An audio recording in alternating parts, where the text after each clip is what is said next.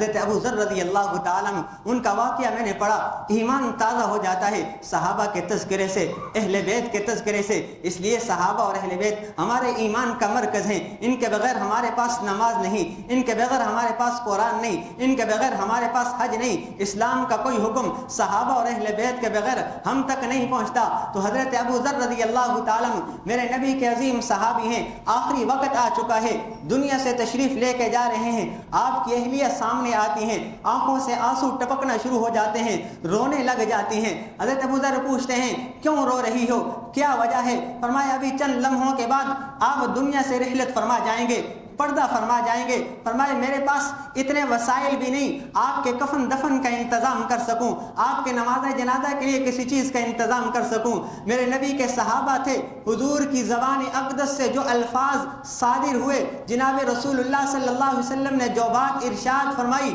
اللہ کی قسم صحابہ کرام نکلے ہوئے سورج پر بعد میں یقین کرتے تھے، اللہ کے پیغمبر کی بات پر پہلے یقین کرتے تھے،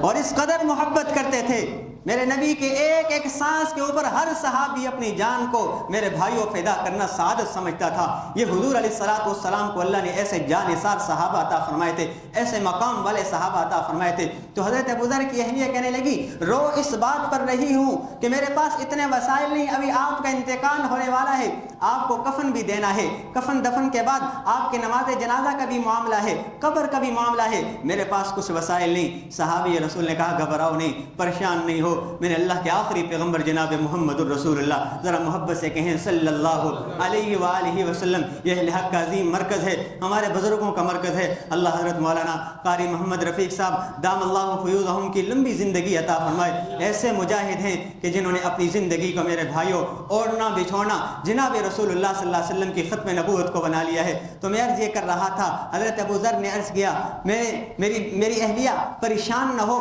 گھبرا نہیں، اس لیے کہ نبی آخر الزمان صلی اللہ علیہ وسلم کے پاس ایک موقع پر ہم چند صحابہ کرام بیٹھے ہوئے تھے، اور اس موقع پر اللہ کے محبوب صلی اللہ علیہ وسلم نے ارشاد فرمایا تم میں سے ایک شخص کی موت آئے گی، ویرانے میں آئے گی، جنگل میں آئے گی، بیاباں میں آئے گی، پھر اللہ تبارک و تعالیٰ اس کی تجہیز و تکفین کے لیے، اس کی نماز جنازہ کے لیے ایک قافلے کو بھیج دیں گے جو ان کو غسل بھی دیں گے، کفن بھی پہنائیں گے، ان کی نماز جنازہ بھی ادا کریں گے۔ فرمایا گھبراؤ نہیں، باہر جا کر دیکھو کوئی قافلہ آنے والا ہوگا۔ اہلیہ باہر جا کے کھڑی ہو جاتی ہیں، حضرت ابو ذر کی اہلیہ باہر پہنچتی ہیں، دیکھتی ہیں دور سے ایک قافلہ آ رہا ہے، جب قریب پہنچتا ہے اور ان سے مخاطب ہوتی ہیں، کہنے لگی تمہارے ایک ساتھی ہیں، وہ آخری سانسیں لے رہے ہیں، فرمایا ان کی تجہیز و تکفین کا انتظام کر دو، فرمایا ان کے لیے غسل کا انتظام کر دو۔ پوچھا کون ہیں؟ فرمایا حضرت ابو ذر ہیں۔ اللہ اکبر، صحابہ کرام خوشی سے جھومنے لگے، مچلنے لگے کہ حضرت ابو ذر تو رسول اللہ کے عظیم صحابی ہیں۔ فرمانے لگے انہیں غسل دینا، انہیں کفن پہنانا، ان کی نماز جنازہ پڑھنا، یہ تو بڑے سعادت کی بات ہے، بڑے اعزاز کی بات ہے۔ حضرت ابو ذر رضی اللہ تعالیٰ عنہ کی اہلیہ نے جیسے ہی انہیں بتایا، صحابہ پہنچتے ہیں، غسل دیتے ہیں، کفن پہناتے ہیں، نماز جنازہ کی امامت کا وقت آتا ہے۔ کون سے صحابی ہیں؟ حضرت عبداللہ ابن مسعود رضی اللہ تعالیٰ عنہ، جو جماعت صحابہ میں افقہ الصحابہ ہیں، بڑی شان کے مالک ہیں۔ حضرت عبداللہ ابن مسعود جن کے بارے میں ملا علی قاری رحمۃ اللہ تعالیٰ علیہ نے یہ بات نقل کی ہے، خلفائے راشدین صحابہ کے بعد جس صحابی کا مقام ہے، جس صحابی کی شان ہے، فرمایا وہ حضرت عبداللہ ابن مسعود رضی اللہ تعالیٰ عنہ۔